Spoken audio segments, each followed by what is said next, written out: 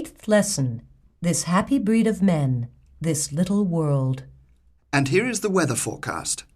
The continent has been cut off from Britain by thick fog. This sentence is more than just a slip of the tongue. The insular nature of the British has always played an important part in the development of their character and of their language. In the last 1,000 years, as every schoolboy knows, Britain has only once been invaded. When the Normans arrived in 1066, their language had a major impact on the language spoken by the inhabitants. And for 2 centuries, French was the language of the nobility, while English was spoken by the peasants.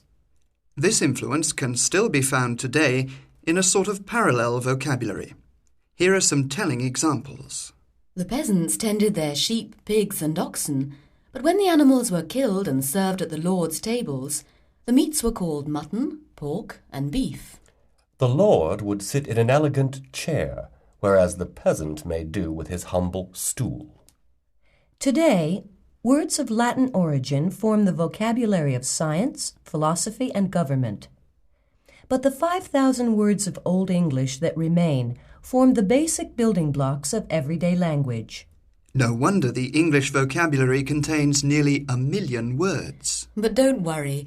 According to linguists, most of what we say is expressed with only 3,000 words. Despite the Channel Tunnel, the British remain very attached to their island origins, even though their language has borrowed and incorporated words from just about every other major language in the world. A crusty old peer of the House of Lords was explaining his attitude to a surprised member of the European Parliament. So you see, I was born English, I've always lived in England, and by God, I intend to die English. It's not nationalism, dear fellow, it's just insularity. I see, rejoined the other, but do you have no ambition?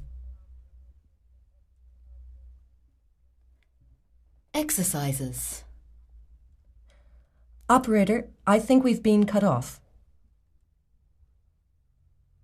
A large number of farmers turned up at the meeting to listen to the Minister of Agriculture. Don't worry. According to the weather forecast, it will be fine tomorrow. They didn't drink coffee, so we had to make do with tea.